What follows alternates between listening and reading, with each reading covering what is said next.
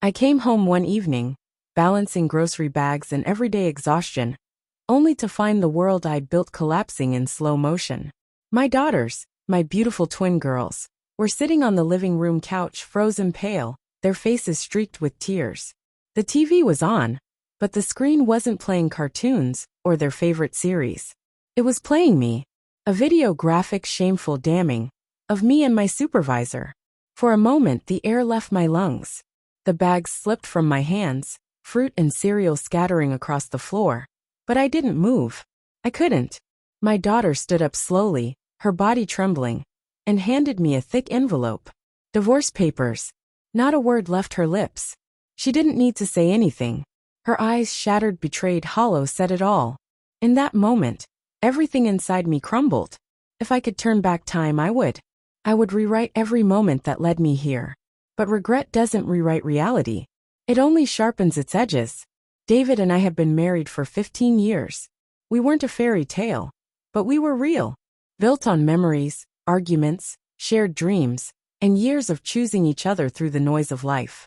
We had survived job losses, family illness, and countless sleepless nights with colicky babies. He had stood by me, not just emotionally, but physically, financially, spiritually. He once turned down a high-paying job offer in another state just so I could finish my degree and stay close to home. He believed in me more than I believed in myself. And I was the one who betrayed him. 5 months ago, everything began to unravel when I was transferred to a new department. My new supervisor was everything David wasn't: tall, polished, dripping in wealth and arrogance. At first, he was just flirtatious, compliments, inside jokes, casual lunches. Then came the expensive gifts. Perfume, designer heels, lingerie wrapped in tissue paper, and secrets. I should have drawn the line, but instead I stepped over it. Part of me was flattered. After years of motherhood, bills, and routine, being seen again, desired again, was intoxicating. I let myself slip. The thrill, the validation, the fantasy of a life without struggle wrapped around me like a velvet rope.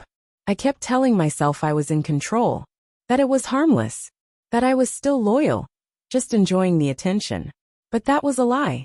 Then came the conference. A ticket to Hawaii, a professional development opportunity. I knew better. I knew accountants weren't invited to executive retreats. David questioned it. He saw the cracks before I did, and tried to protect us. But I snapped at him, accused him of being insecure and controlling. And because he loved me, because he trusted me, he let it go. I landed in paradise, and found only one hotel room waiting for me. My heart stuttered. I should have left. I should have said no.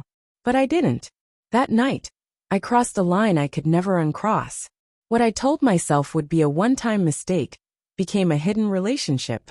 I told myself I had no choice, that ending it would cost me my job, and we needed the money, that I was protecting my family, but I was only protecting myself.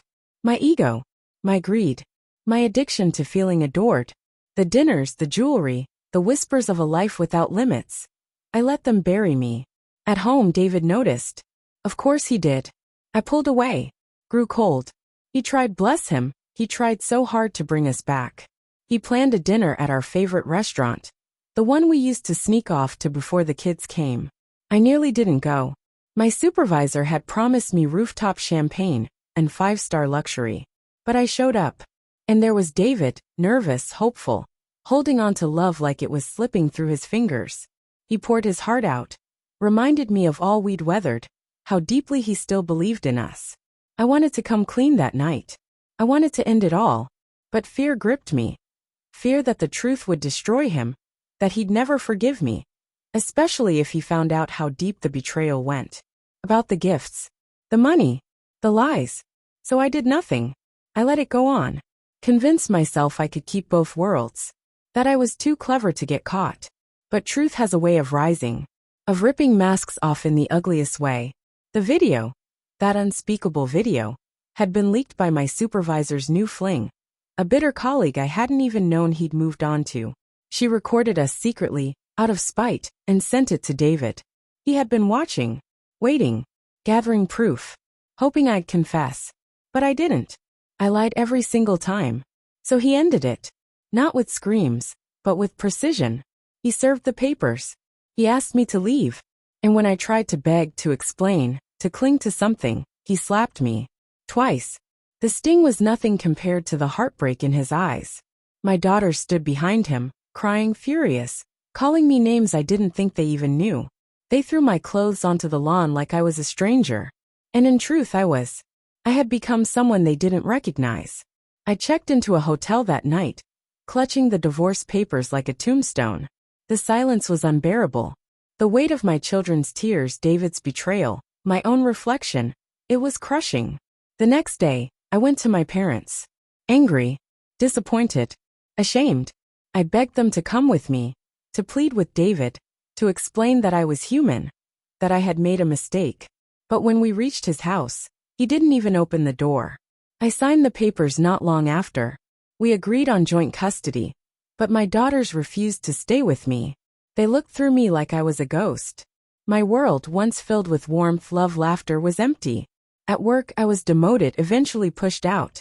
My supervisor barely acknowledged me, already chasing someone new. When I confronted him, desperate and humiliated, he dismissed me with a cold shrug. I was nothing to him, just another casualty. I ended up taking a job as a cashier in my best friend's clothing store. A steep fall from the glittering illusion I once chased. But it gave me routine, stability, something real, something honest. Ironically, my supervisor's life also crumbled. His wife discovered the affair and left him. His assets drained, his name tarnished.